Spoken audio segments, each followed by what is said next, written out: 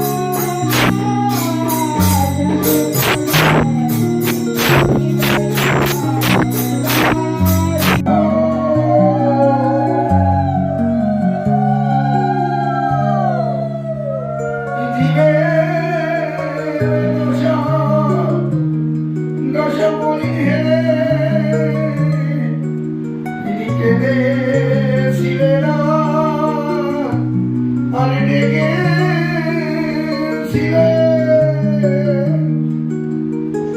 যে তুমি আসো, হে দয়াল হরি, হে দয়াল গুরু, তুমি একবারের জন্য এই কারাগারে অবতীর্ণ হও, এই জগতে জীবের পাপ তাপ সব তুমি হরণ করো, জগতে জীবকে তুমি শান্তি দান করো, ভয় দান করো, তুমি আসো। ওই তোমার এই গৌর বৃন্দাবন থেকে তোমার ওই হরির নামের ডালি তুমি মাথায় নিয়ে তুমি জগতে আসো, এসে জগতে জীবের দ্বারে দাঁড়িয়ে তুমি এই মধুমাখা হরির নাম বিলি করে দাও, আর জগতের পাপ তাপ তুমি হরণ করে দাও। তাই তিনি দেখে দেখে এঁকে দেখে দিয়ে গেছিলেন শচী গর্ভ সিন্ধু তিনি আজ থেকে 539 বছর আগে তিনি গৌরহরিকে এই জগতে আনিয়েছিলেন। গৌরহরিকে কাছে বোঝে কারা আমার গৌর হলে, আর সেই বোঝে আমার নিতাই হলে, সেই বোঝে কানাই গৌর হলে, সেই বোঝে কানাই কৃষ্ণ, তিনি ব্রজবিলায় কানাই হয়ে এসেছিলেন, বংশী বদন করে করে জগতে জীবকে ডেকেছিলেন। তিনি আবার অদ্বৈত অহংকারী নারা ডাকি তিনি তার সিংহাসন দাঁড়িয়ে দিয়েছিলেন। তিনি নারার ডাকি এই নদিয়ার নবদ্বীপে অবতীর্ণ হলেন। আর অদ্বৈত প্রভু এত দয়ালু, দেখেন কত দয়ালু ছিল। তিনি বললেন, প্রভু সত্যি যদি তুমি আমার ডাকি এসেছো এই জগতে জীবের পাপটা ভরণ করবার জন্য, জগতে জীবকে শান্তি দান করবার জন্য, তুমি সেই শান্তিপুরের বুড়ো ঠাকুরের ডাকে তুমি এসেছো, তোমার কাছে প্রভু আমার বিনীত নিবেদন, নিবেদন তুমি কৃপা ঠাকুর, তুমি দয়ার ঠাকুর, তুমি প্রতিটি পাবন হরি, তুমি এই জগতে গোলক বৃন্দাবনের কৃষ্ণ প্রেম ধন নিয়ে এসেছো, সম্পত্তি নিয়ে এসেছো, কৃষ্ণ প্রেম ধন। এই কৃষ্ণ প্রেম ধন যখন তুমি দান করবে, কাকে দান করবে জানো? কাকে না? অধম পতিত জীবের দ্বারে দ্বারে গিয়া হরির নাম মহামন্ত্র দেন বিলায়া। অধম পতিতকে আগে দেবে, যারা অধম হবে তাদেরকে, যারা পতিত তাদেরকে, আর আর তাদেরকে না নারীদেরকে দেবে। যে নারীরা এই সমাজে অবহেলিত, লাঞ্ছিত, বঞ্চিত, তারা খুব নিষ্পেষিত, খুব কষ্টে আছে জগতে, খুব তাদেরকে তুমি এই প্রেম দান করবে, নারীদেরকে দান করবে। আর তাদের অধম পতিত জীবকে দান করবে। আর সমাজে যাদেরকে কেউ ভালো চোখে দেখে না, সমাজে যারা নিচু জাতি, তাদেরকে দান করবে। তাদেরকে দেবে না মানি, জ্ঞানী, কুলি, পণ্ডিত, এদেরকে তুমি এই জ্ঞান, এই যে সম্পদ দান করবে না। অদ্বৈতাচার্য প্রভু বলেছিলেন, অদ্বৈতাচার্য প্রভু যখন প্রতিদিন তুলসী পাতা দিতেন এই শান্তিপুরে সুরধনী গঙ্গার তীরে, তো প্রতিদিন তুলসী পাতা দেন, তুলসী পাতাগুলো জোয়ারের জলে ভেসে চলে যায়। আর উনি তুলসী পাতার পুষ্পর দিকে তাকিয়ে থাকি, এসব সজন্মগন্ধ পুষ্পে তুলসী পত্রাঞ্জলি, ওম গোলক বিহারী হরি গোপালায় নমঃ বলে তিনি দিতে প্রতিদিন স্রোতের জলে ভেসে চলে যান। এদিনকে তিনি দেখছেন তুলসীর পাতা উজানে বইছে, উজান উল্টো দিকে যাচ্ছে। আরে তুলসীর পাতা উজানে বইছে কেন? নিশ্চয় আমার গান শুনেছি, দেখি তো তুলসী পাতা কোথায় যায়। যখন সুরধনী গঙ্গার তীর দিয়ে তুলসী পাতা যখন উজানের দিকে চলছি, তখন অদ্বৈত প্রভু নিত্য গীত করতে করতে তিনি চলছেন সেই তুলসী পাতার সঙ্গে সঙ্গে। দেখছেন তুলসী কথা যেতে যেতে নদিয়ার নগর দিকে ওই সরোদনী গঙ্গার তীর দিয়ে দিয়ে ওই ওই ওই জগন্নাথ মিশ্রের ঘাটের কাছে গিয়ে দাঁড়িয়ে গেছে। আর সেখানে যখন শচী মাতা স্নান করতে এসেছি, তার নাভিতে তুলসীর পত্র লীন হয়ে গেছে। তিনি জানতে পারলেন যে আমার ডাক বিফলে যায়নি, সত্যি গোলক বিহারী হরি আমার ডাক শুনেছেন, তাই তিনি আসবেন, খুব শিগগিরই তিনি আসবেন। তিনি জানতে পারলেন যে তিনি আসবেন, তাই তিনি এসেছিলেন সুরধনী গঙ্গার তীর দিয়ে। তিনি আমাদের শচী গর্ভ সিন্ধু নিজে তিনি এসেছিলেন। নিমবৃক্ষের তলায় তার জন্ম হয়েছিল, তাই তার নাম হয়েছিল নিমাই। সেদিন ছিল চন্দ্রগ্রহণ, সবাই হরিধ্বনি উলধ্বনি করছিল, সবাই উপবাস ছিল। আর সেই দিনকেই গৌর হরি আমার এই জগতে তিনি আবির্ভূত হয়েছিলেন। গৌর হরি যখন আবির্ভূত হয়েছেন আর সবাই গঙ্গা স্নান করেছেন, সবাই হরিনাম কীর্তন করেছেন। আর যেই তারা হরিনাম কীর্তন বন্ধ করে দেন, গৌর হরি অজরে কান্নাকাটি করতে থাকেন। আর গৌর হরি যখন কান্নাকাটি করেন, সবাই চিন্তা করে, আরে গৌর হরি কাঁদছে কেন? আমার সবাই গৌর হরিকে নিয়ে হরিনাম সংকীর্তন করি। যেই হরিনাম সংকীর্তন করি, গৌর হরির কান্না বন্ধ হয়ে যায়। গৌর হরি কান্নার ছলে জগৎকে হরিনাম করিয়েছেন। গৌর হরি আবির্ভাবের ছলে গৌর হরি জগৎকে হরিনাম করিয়েছেন। গৌর হরির যেদিনকে আবির্ভাব তিথি, সেই দিন জগতের লোক সব কাঙাল হয়ে যায়, তাই না? ধনী লোকেরাও ছিল জমা গাইতে। কেন? তিনি তো কাঙালের ঠাকুর, তিনি এসেছেন কাঙালকে কৃষ্ণ নাম দিতেন। তাই জগতের জীব যদি ধনী হয়ে যায়, মানি হয়ে যায়, জ্ঞানী হয়ে যায়, পুলিত হয়ে যায়, তারা তো এই ধন পাবে না। তাই তিনি চিন্তা করলেন, আমি এমন একদিন যাব, সেদিন জগতের লোক সবাই কাঙাল হয়ে যায়। সেই দিন হচ্ছে এই পূর্ণিমা তিথি, ফাল্গুনী পূর্ণিমার দিন। সেই দিন আজকের এই তীর্থে এসেছিলেন। তিনি এই জগতে এসে অনেক লীলা করেছেন। গৌর হরি বহুবিধ লীলা করেছেন। তিনি প্রেমের ঠাকুর, প্রেম দিয়েছেন জগতে। তিনি জগতে জীবের দ্বারে দ্বারে গিয়েছেন। কৃষ্ণচন্দ্র আমার জগতের জীবের দ্বারে দ্বারে আসেন। তিনি বৃন্দাবনে এসেছিলেন, সপার্শ্বদ শিবধাম সহ অবতীর্ণ হয়েন। সেখানে এসে তিনি বংশী বদন করেছেন, মুরলী বাজিয়েছেন। আর তার মুরলী শুনে যারা যারা ছুটে গিয়েছিলেন, তাদেরকে তিনি কৃষ্ণ প্রেম দান করেছেন। যারা যায়নি তারা পায়নি। কিন্তু গৌর আমার দয়াল ঠাকুর, আমার অবতার আমার গোড়ায় অবতার, কেন না ভজিলি তারে?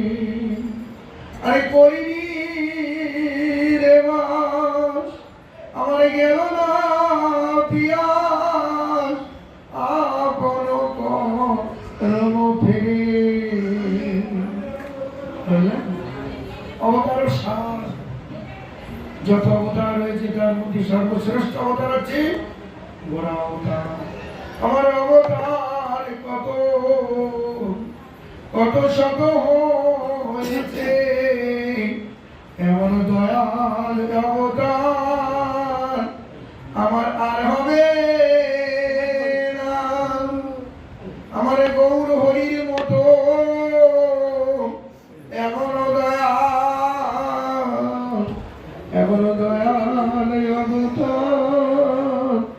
আর হবে না। কেন?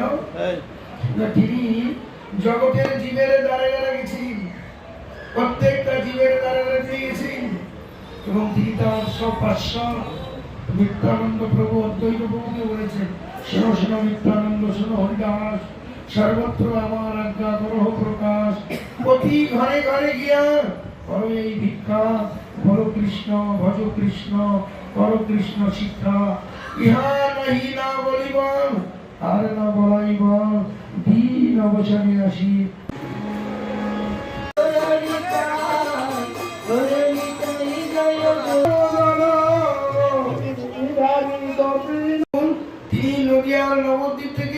সন্ন্যাসী, তিনি চলছিলেন বৃন্দাবনের পথে। নিত্যানন্দ প্রভু তাকে পথ ভুলিয়ে শান্তিপুরের দিকে পাঠিয়েছেন।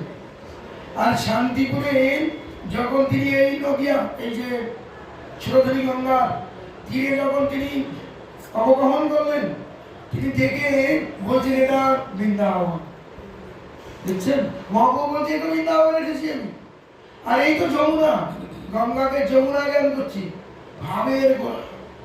যমুনা জ্ঞান করে তিনি অবগাহন করেছেন। আর যখন যমুনা জ্ঞান করে তিনি জলে ঝাঁপ দিয়েছেন, আর ওদিকে নিত্যানন্দ প্রভু অদ্বৈত প্রভুকে বলে রেখেছি যে তুমি নৌকা নিয়ে বহির্বাস মানে জামা কাপড় নিয়ে তুমি চলে আসো। মহাপ্রভু যাচ্ছি, আর এদিকে আমার অদ্বৈত প্রভু নৌকা যুগে চিরদিনী গঙ্গাতে বহির্বাস কাপড় চোপড় নিয়ে তিনি গেছেন।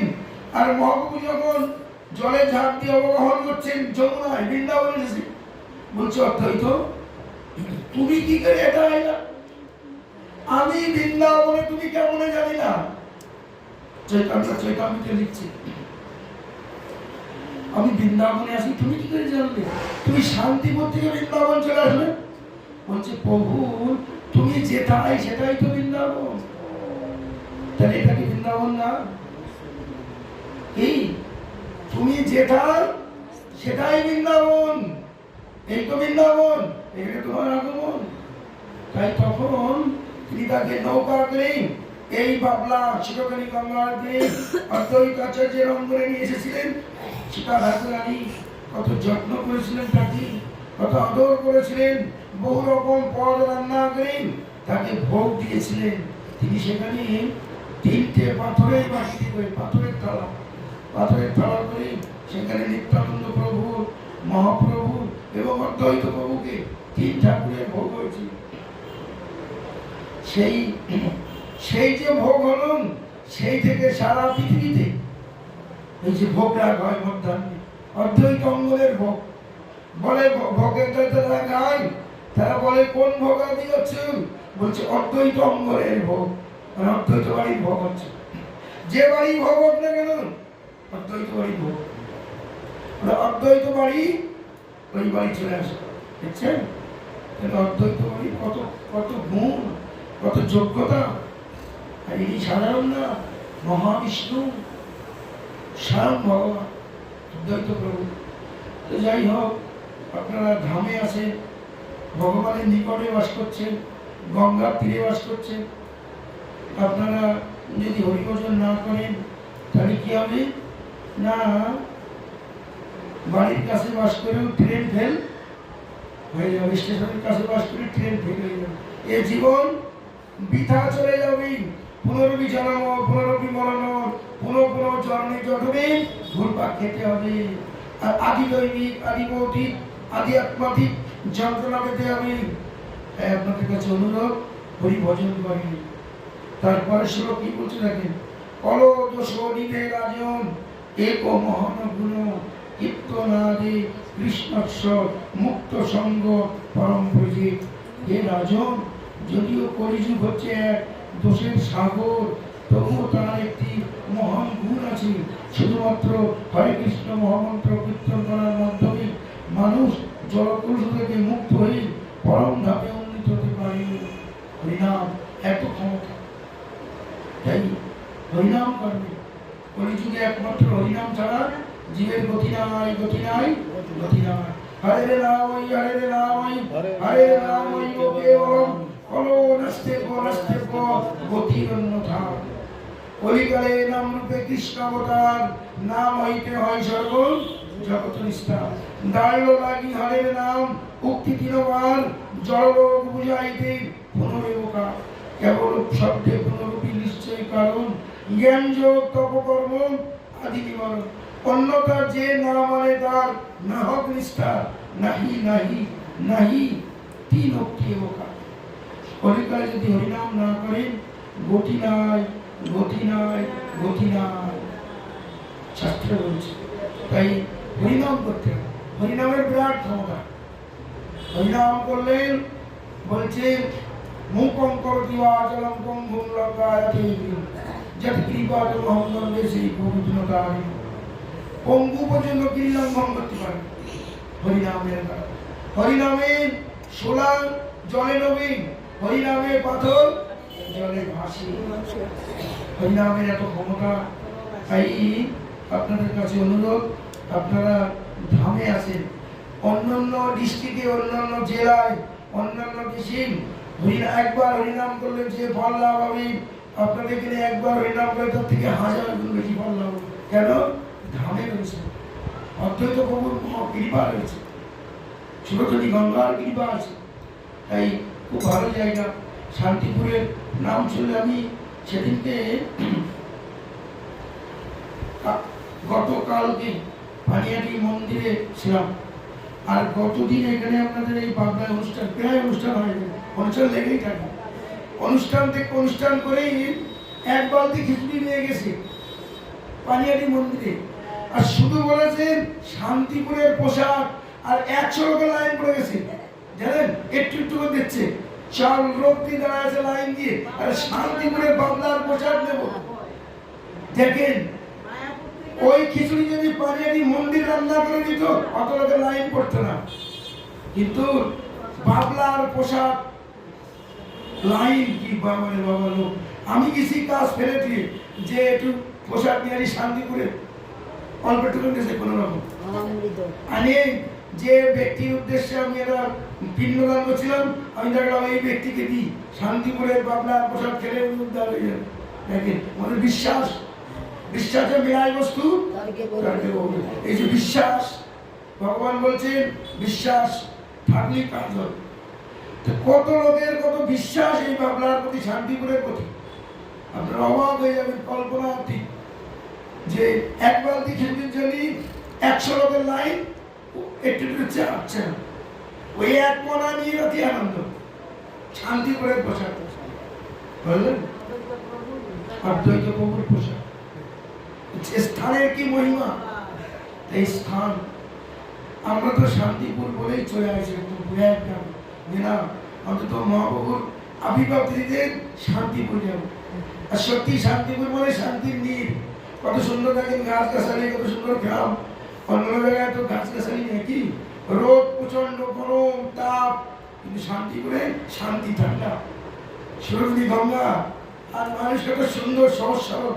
ধামের লোক তো চিটিংবাজ না, একেবারে সহজ সরল লোক। তো দেখলাম তো আসছি, যে কোনো ধামের লোক ভালো, কিন্তু বহু জন্মের থাকলে ভাগ্য ধামে জন্ম হয়। আপনাদের যাদের ধামে বাস হয়েছে, শান্তিপুরে বাস, তার মানে আপনাদের জন্ম জন্মান্তরের ভাগ্য ভালো। ভজন আছে, কিন্তু ভজন করে ধামে এসেছেন, আর ধামে এসে যদি আর ভজন না করেন তাহলে কি হবে? আবার সেই জায়গায় চলে যেতে। কি আমরা গানে গাই না, আমার এই মোর অভিলাষ বিলাসপুরে দিও বাস, বৃন্দাবনে দিও বাস, শান্তিপুরে দিও বাস, মায়াপুরে দিও বাস। এখন বাস দিয়েছে মায়াপুরে, বাস দিয়েছে শান্তিপুরে, কিন্তু বাস হলেই হবে কি? মায়াপুরে বাস করে হরিনাম করছি না, ভগবানকে প্রণাম করছি না, গৌরের মহিমা কীর্তন করছি না, জানি না, কিন্তু অনেক দূরের লোক জানে। দেখছেন এই পোশাকের গল্প বলতে শোনেন। একবার এই ছোট গল্প শুনবেন। একবার বিরাট বড় জলাশয়, জলাশয় পর্যন্ত বিশাল বড় জলাশয়, দিঘি, আর ওই দিঘিতে পদ্ম ফুল ফুটেছে, সুন্দর সুন্দর পদ্ম, আর পদ্ম ফুলের মধু খুব উন্নত মধু, পদ্ম মধু। বিরাট ডাক্তাররা পদ্ম মধু মানে ওষুধ তৈরি করে, এত দাম, খুব ইম্পর্টেন্ট পদ্ম ফুলের মধু। কিন্তু ওই পদ্ম ফুলের মধু খাওয়ার জন্য কারা আসে জানেন? নেওয়ার জন্য 8 কিলোমিটার দূর থেকে ওই জল পানি দিয়ে মৌমাছি উড়ে উড়ে এসে ওই মধুতে বসে, পদ্ম মধুর পরে বসে মধু সংগ্রহ করে, মধু সংগ্রহ করে। কত দূর থেকে আসে? 8 কিলোমিটার দূর থেকে। আর এই পদ্ম ফুলের পাশে থাকে মাছি, মশা, চ্যাং, ব্যাং, পুঁটি, মাছ থাকে না জলে, ওরা জানেই না আরে আমাদের এত সুন্দর যে দিঘিতে এত বড় পদ্ম ফুটেছে, আর ওই পদ্মের ভিতরে মধু আছে, ওই মধু এত দামি, এত টেস্ট, জানি না কারা জানে, অনেক দূর থেকে লোক এসে তারা জানে। ঠিক এরকম হয় না যেন শান্তিপুরের লোক অদ্বৈত আচার্য প্রভুকেই জানে না, কোথায় বাংলা জানে না, যায়নি কোনদিন, কিন্তু আমেরিকার লোক জানে, রাশিয়া, ফ্রান্স, তারা আসে, আছে কিনা দেখবেন, তারা এসে এখানে ধুলোয় গোড়াগুড়ি খায়। কেন? এই ধুলো আমার অদ্বৈত আচার্য প্রভুর চরণ ধুলো, ওই ধুলো করে বেড়ে করে নিয়ে যায়, আর আমরা যাই দেখি না। এই হয় কিনা? আমরা চিন্তা করি আরে নাকি পাগল, এই আমবাগানে আমরা কত খেলাধুলা করি, আমরা কোনোদিন ধুলো মাথায় মাখি না, আর এরা এখানে অত সুন্দর জামা কাপড় পরে ওরা ঘোরাঘুরি দিচ্ছে, ওই ওই বাবলায় গিয়ে ওরা ঘোরাঘুরি খাচ্ছি, ওই ধুলো গায়ে গালে দিচ্ছি, এরা আমরা চিন্তা করি। একবার অভয় চরণারবিন্দ ভক্তি বেদান্ত স্বামী প্রভুপাদ তিনি রাশিয়ায় গিয়ে প্রচার করেন, একটা প্লেনে যত লোক ধরে অত ভক্তদের নিয়ে আসছে, সবাই এরকম মাথা নেড়া, তিলক করা, সাদা ধুতি পাঞ্জাবি পরা, খোল করতাম দিয়ে সব প্লেনে বসে কীর্তন করছে, হরিনাম সংকীর্তন করছে প্লেনে। রাশিয়া থেকে আসছে কোথায় যারা? না এই মায়াপুর, নবদ্বীপ, শান্তিপুর সব দ্বীপ ঘুরবে, নদিয়া নবদ্বীপ ঘুরে শান্তিপুরে আসবে, সব জায়গায় ঘুরবে, তারা ঠিকঠাক ঘুরবে, রাশিয়া থেকে আসছে। আর যে ড্রাইভার ছিল সে ছিল আমাদের বাঙালি, সে ওই এয়ারপোর্টে ফোন করেছে, দমদম এয়ারপোর্টে, আরে তোমরা কে কোথায় আসুন, আমি একটা প্লেন নিয়ে নামছি, এত টাইমে নামবো, তোমরা দেখবা সে কারা আসছে, সব প্লেন দেখবা, সব লোক দাঁড়িয়ে আছে যে প্লেনে কারা আসছে, কি ব্যাপার। দেখে প্লেনটা যখন ভূমিতে পড়েছিল, দেখে এরকম মৃদঙ্গনি, মাথা নেড়া, হাসি আনলো, অনেক লম্বা লোক, হরে কৃষ্ণ কীর্তন করতে করতে নামছে, তার পিছনে সব লাইন দিচ্ছে পিঁপড়ের মতো, সব সাদা ধুতি পাঞ্জাবি পরা, মাথা নেড়া, সব তিলক করা, সব সাধু।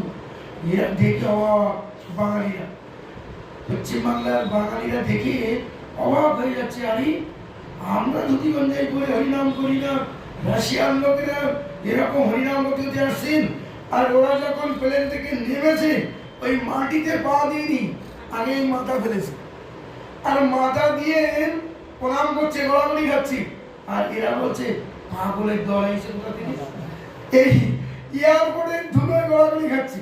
আরে এরা কি পাগল নাকি? এই এয়ারপোর্টে কি কোনো মন্দির নেই, কোনো তীর্থ না, এরা দমদম এয়ারপোর্ট, এখানে গোড়াগুড়ি খাচ্ছে কেন? জিজ্ঞাসা করছে একজন ইংরেজিতে, আরে এখানে কোনো তীর্থ না, কোনো মন্দির নেই, কোনো কিছু না, তোমরা এখানে কেন গোড়াগুড়ি খাচ্ছ, পাগল আছো নাকি? ওরা তখন হাত জোর করে বলছি, এ আমার প্রভু ধাম, ভারত ভূমি, পূর্ণ ভূমি, তাই আমরা ভূমিতে পা দেওয়ার আগে মাথা দিচ্ছি। আর এরা শুনে অবাক হয়ে যাচ্ছে, বলে কি?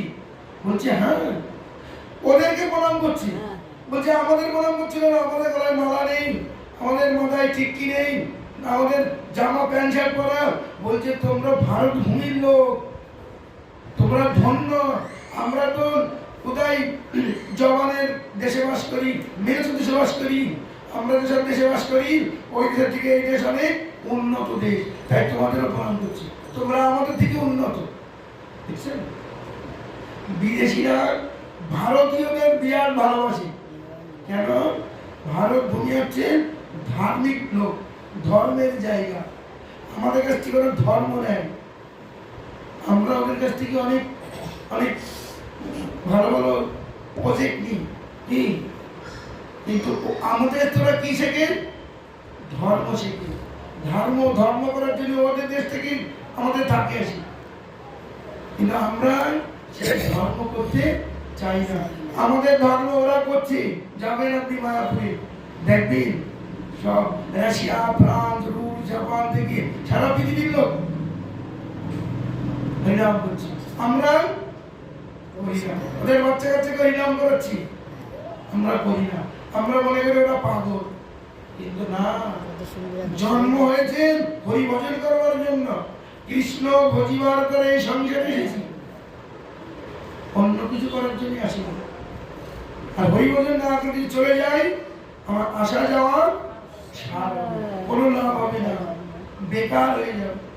তাই আপনাদের কাছে অনুরোধ, আপনারা পুণ্যভূমিতে জন্মগ্রহণ করেছেন, ধামে জন্মগ্রহণ করেছেন, আপনাদের জন্ম জন্মান্তরে স্বীকৃতি আছে, ভজন আছে। আর ভজনের দ্বারা এখানে জন্মগ্রহণ করেছেন। এই জায়গায় জন্মগ্রহণ করার জন্য সারা পৃথিবীর লোক আকাঙ্ক্ষিত। আপনারা সেই জায়গায় জন্মগ্রহণ করেছেন, সেই ধামে শান্তিপুরে অদ্বৈত আচার্যের ঘরে জন্ম আপনাদের। আপনাদের জীবন সার্থক। যদি একটু হরিভজন করতে পারেন, আপনারা ভগবত ধামে চলে যাবেন অনায়াসে। কারণ নিজজন, নিজ পরিবারের লোক, নিজ পরিবারের লোকের বেশি কৃপা হয় কিনা?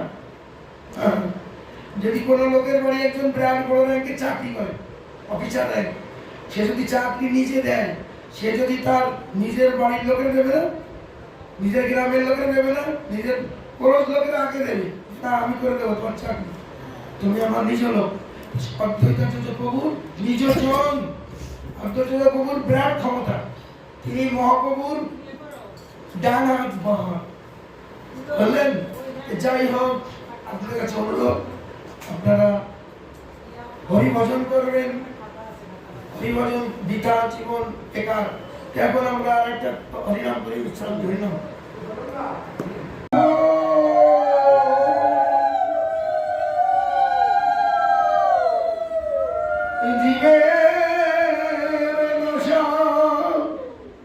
দশমলিন হেলে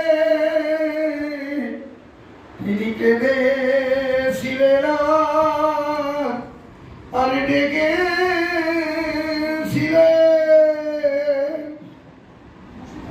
তুমি আসো হে দয়াল হরি, হে দয়াল গুরু, তুমি একবার এর জন্য এই ধরাধামে অবতীর্ণ হও। এই জগৎ জীবের পাপ তাপ সব তুমি হরণ করো, জগৎ জীবকে তুমি শান্তি দান করো, ভয় দান করো। তুমি আসো, তুমি তোমার এই গোলক বৃন্দাবন থেকে তোমার ওই হরির নামের ডালি তুমি মাথায় নিয়ে তুমি জগতে আসো। এসে জগৎ জীবের দ্বারে দাঁড়িয়ে তুমি এই মধুমাখা হরির নাম বিলি করে দাও, আর জগতের পাপ তাপ তুমি হরণ করে নাও।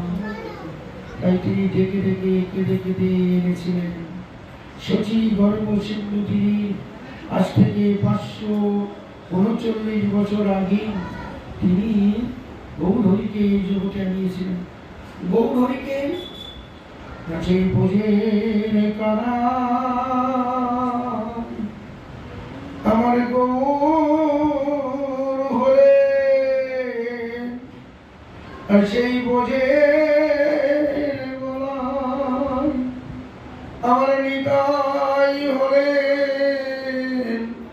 সেই বোঝের কানাই গৌর হলে।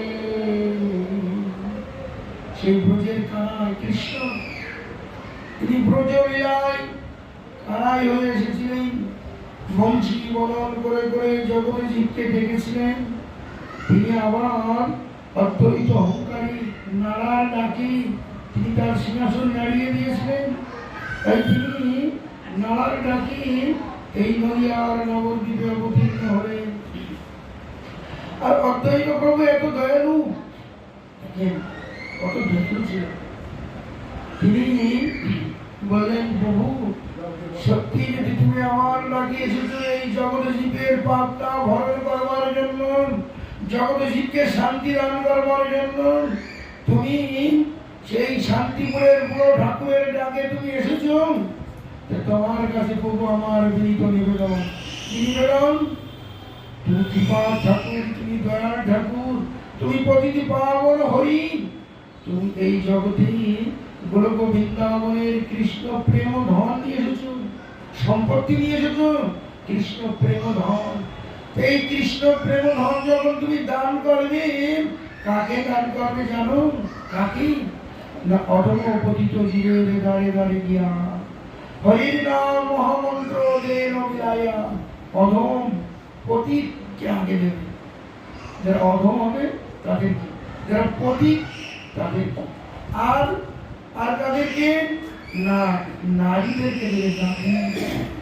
যে নারীরা এই সমাজে অবহেলিত, লাঞ্ছিত, বঞ্চিত, তারা খুব নিষ্পেষিত, খুব কষ্টে আছে জগতে, খুব তাদেরকে তুমি এই প্রেম দান করো, নারীদের দান করো। আর তাদের অদম্য প্রতিচিত্তে দান করবে। আর সমাজে যাদেরকে কেউ ভালো চোখে দেখে না, সমাজে যারা নিচু জাতি, তাদেরকে দান করবে। তাদেরকে দেবে না মানি, জ্ঞানী, কুলি, পণ্ডিত, এদেরকে তুমি এই জ্ঞান, এই যে সম্পদ দান করবে না।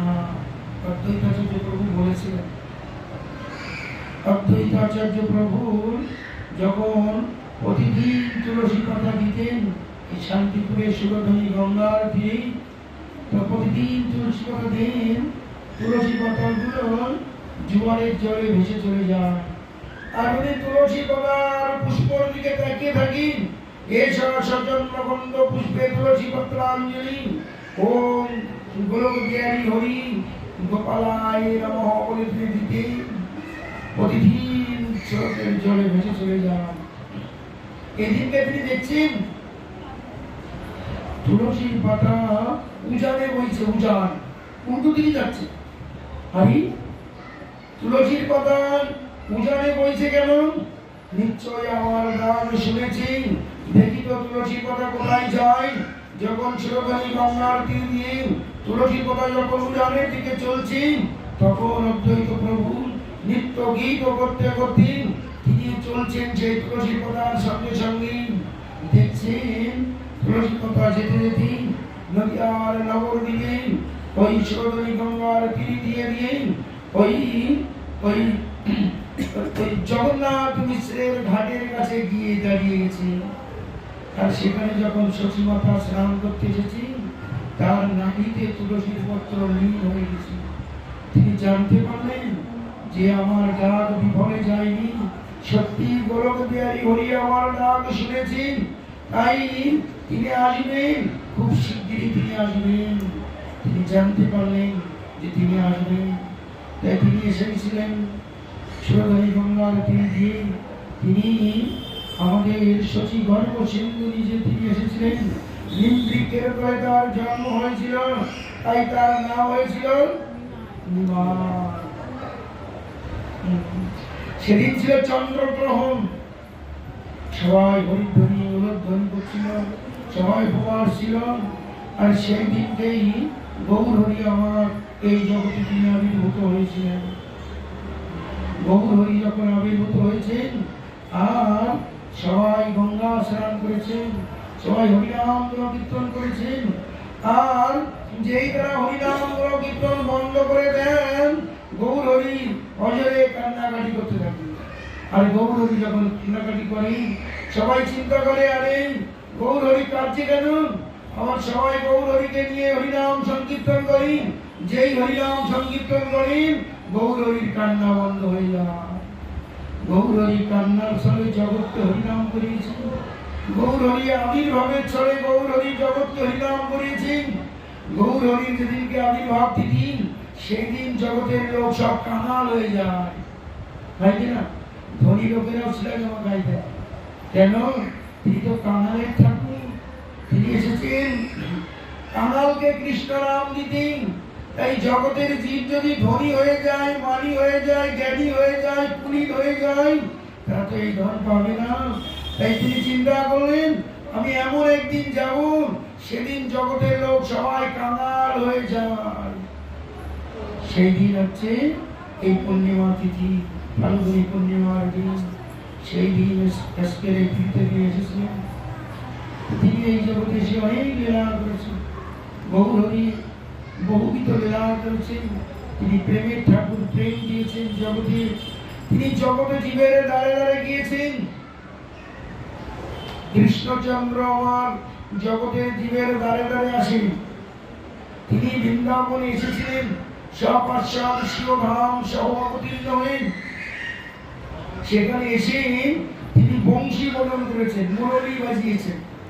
আর তার মুরলী শুনে যারা যারা ছুটে গিয়েছিলেন, তাদেরকে তিনি কৃষ্ণ প্রেম দান করেছেন। যারা যায়নি তারা পায়নি। কিন্তু গৌর আমার দয়াল ঠাকুর, আমার অবতার সার, আমার গোড়ায় অবতার, কেন না ভজিলি তারে। আরে করিনি রে বাস, আমার গেল না পিয়াস, আপন করম ফেরে। অবতার সার, যত অবতার রয়েছে তার মধ্যে সর্বশ্রেষ্ঠ অবতার আছে গোড়া অবতার। আমার অবতার কত কত শত হয়েছে, এমন দয়াল অবতার আমার আর হবে না। আমার গৌর হরির মতো এমন দয়াল, এমন দয়াল অবতার আর হবে না। কেন না, তিনি জগতের জীবের দ্বারে দ্বারা গেছেন, প্রত্যেকটা জীবের দ্বারে দ্বারা দিয়ে গেছেন, এবং তিনি তার সব পার্শ্বর নিত্যানন্দ প্রভু অদ্বৈত প্রভুকে বলেছেন, শোনো শোনো নিত্যানন্দ, শোনো হরিদাস, সর্বত্র আমার আজ্ঞা করো প্রকাশ, প্রতি ঘরে ঘরে গিয়া করো এই ভিক্ষা, বলো কৃষ্ণ ভজ কৃষ্ণ, করো কৃষ্ণ শিক্ষা। ইহা নাহি না বলিব আর না বলাইব, দিন অবসানে আসি।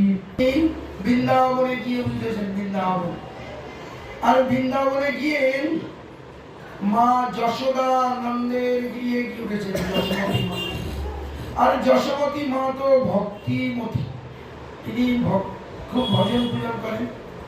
তার গৃহে গোপাল এসেছে, এমনি এমনি গোপাল এসেছে, তিনি তো সেরকম ভজনীয় মা, তার ভিতরে ভক্তি আছে, তাই তার গৃহে স্বয়ং ভগবান গোপাল রূপে তার সন্তান রূপে এসেছে। একদিন চত্রিক ব্রাহ্মণ মা যশোদাকে বলছে, মা আমি তোমার বাড়িতে এসেছি, তোমাকে একটা পৌরাণিক কাহিনী বলবো, পুরাণের কথা, গল্প, সত্য ঘটনা, তুমি শোনো। মা এত দয়ালু, মা বললো আমি একা শুনবো, ভাগবত শুনলেই মঙ্গল, আমি একা শুনবো, কি করবো না গ্রামের লোককে ডাকবো, সবাইকে শোনাবো, সবাইকে কৃষ্ণের প্রসাদ খাওয়াবো, কৃষ্ণ কথা শোনাবো, তাহলে জগতের মঙ্গল হবে। আর জগতের মঙ্গল হলে জগন্নাথ আমাদের প্রতি খুশি হবে। আমাদের এই মা আজকে বাড়িতে ভাগবত অনুষ্ঠান, এত সুন্দর দিনে, গৌর পূর্ণিমার দিনে ভাগবতীয় পাঠ কীর্তন এবং বৈষ্ণব সেবার আয়োজন করেছেন। এটা গ্রামের মঙ্গলের জন্য, প্রসাদের দ্বারা জীবের মঙ্গল হবে, হরিকথা শ্রবণের দ্বারা জীবের মঙ্গল হবে। এর চেয়ে মহতের লক্ষণ। মহৎ ব্যক্তিরা টাকা ব্যাংক ব্যালেন্স করে না, তারা যা সঞ্চয় করে বছরে ওরকম একবার করে হরিভজন করে গ্রামের লোক বৈষ্ণব সেবা দিয়ে দেয়। কেন? এই বৈষ্ণব সেবা যে টাকা খরচা হবে ভগবত ধামের ব্যাংকে থাকে, ওই জগতের ব্যাংকে থাকবে। মরে গেলে এই ব্যাংকের টাকা সঙ্গে যাবে না, যাবে টাকা যাবে না, পয়সা যাবে না, ছেলে মেয়ে কিছুই যাবে না।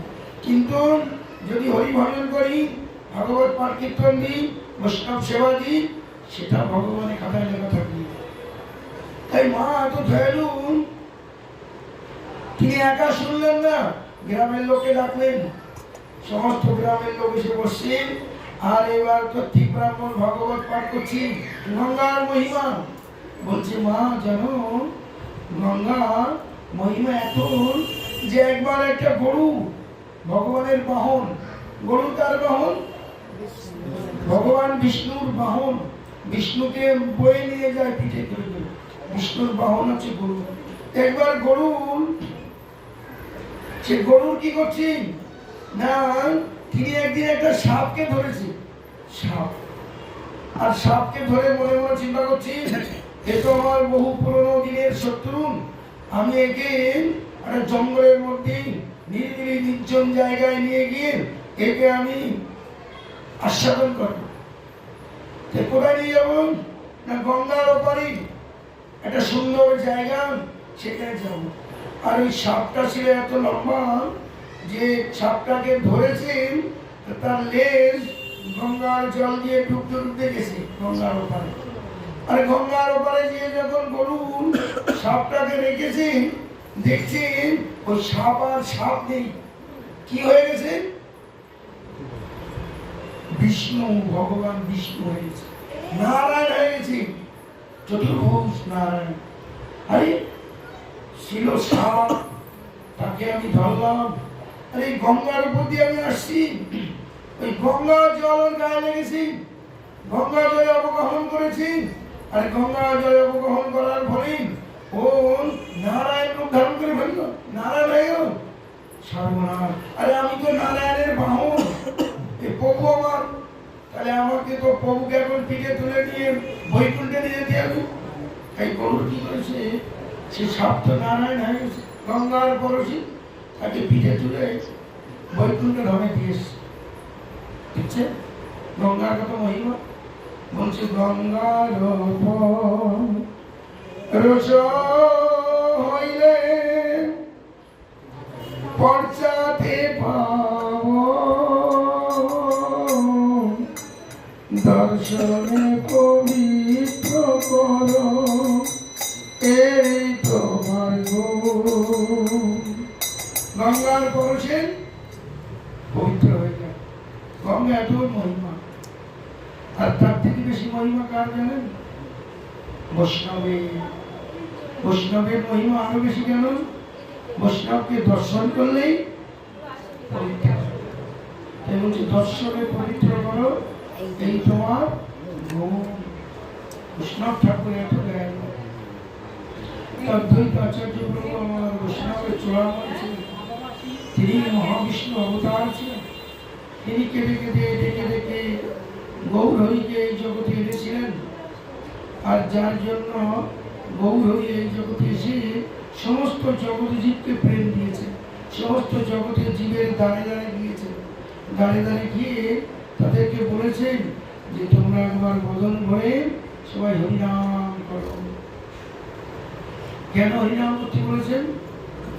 এই শ্লোকটাই বলেছে ভগবান ভাগবত, যে অন্য অন্য যুগে অশ্বমের যজ্ঞ, নরমের যজ্ঞ, গোমের যজ্ঞ করলে যে ফল লাভ হয়, কলিযুগে হরিনাম করলে সেই ফল লাভ হয়।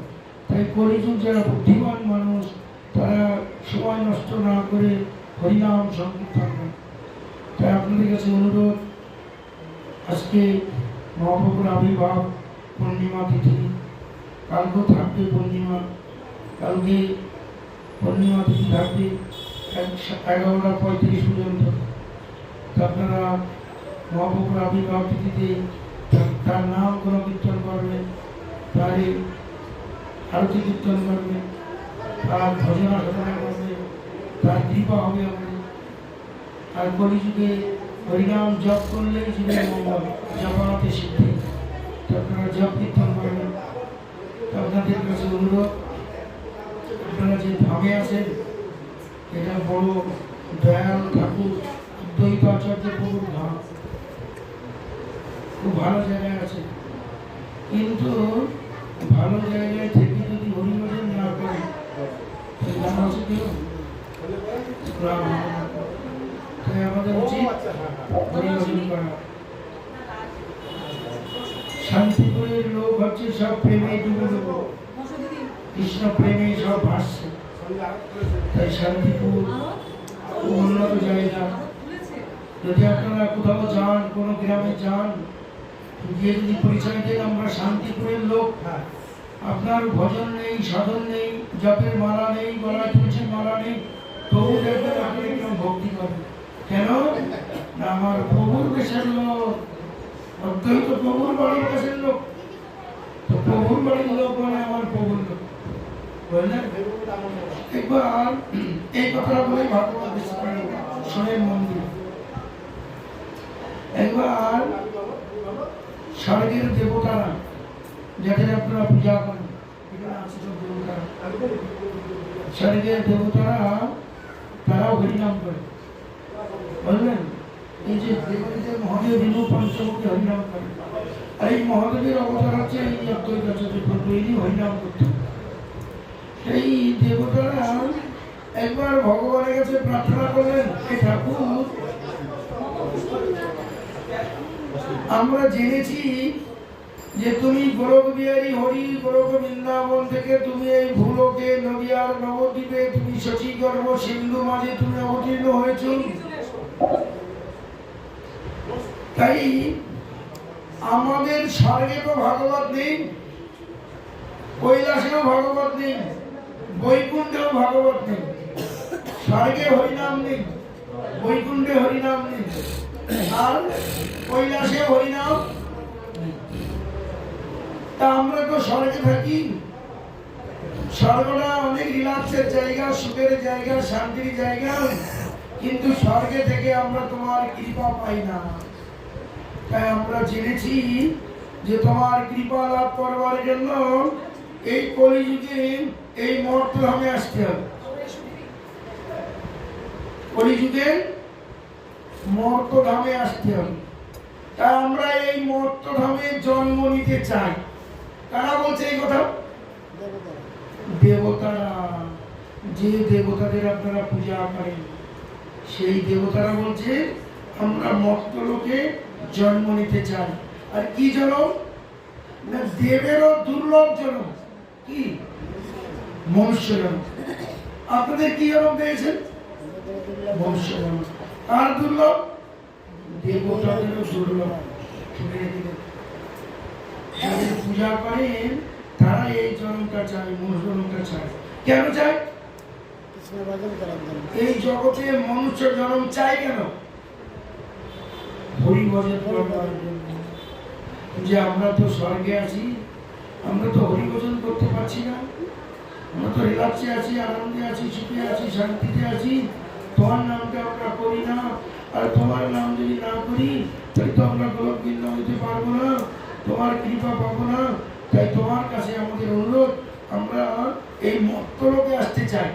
ভগবান বলল তথাস্তু। বললো দেখো ঠাকুর, আমরা মর্তলোকে যেতে চাই, কিন্তু সব দেশে না। কোথায়? ভারত ভূমিতে। বুঝছেন? ভারত ভূমিতে কেন জন্ম নিতে চাই? ভারত ভূমি হচ্ছে পূর্ণ ভূমি। মুনি ঋষিদের জন্ম এখানে, ভগবান বারবার এখানে এসেছে, অন্য কোনো দেশে আসেনি। ভারত ভূমিতে ভগবানের জন্ম হয়েছে। ভারত ভূমির পদ রেণু ধুলো কণার মধ্যে ভগবানের চরণ ধুলি রয়েছে। আপনার এই শান্তিপুরে অদ্বৈত আচার্য প্রভুর চরণ ধুলি আছে, মহাপ্রভু নিত্যানন্দ প্রভুর চরণ ধুলি আছে। কেন? তারা এখানে এসেছে, তারা এসে জায়গায় ঘুরেছেন, হরিনাম সংকীর্তন করেছে, নররূপ ধারণ করে তাদের চরণ ধুলি রয়েছে। তারা গোলক থেকে এসেছে। এই দেবতারা বলছে আমরা মনুষ্য জন্ম চাই, দেবের দুর্লভ জন্ম। কোথায় চাই? ভারত ভূমিতে চাই। বুঝছেন? এত ভারত ভূমি এত উন্নত, অন্যান্য দেশে জন্ম নিলে তাদেরকে মেরচ বলা হয়, জবান বলা হয়। ভারত ভূমির জন্মকে বলছে সার্থক।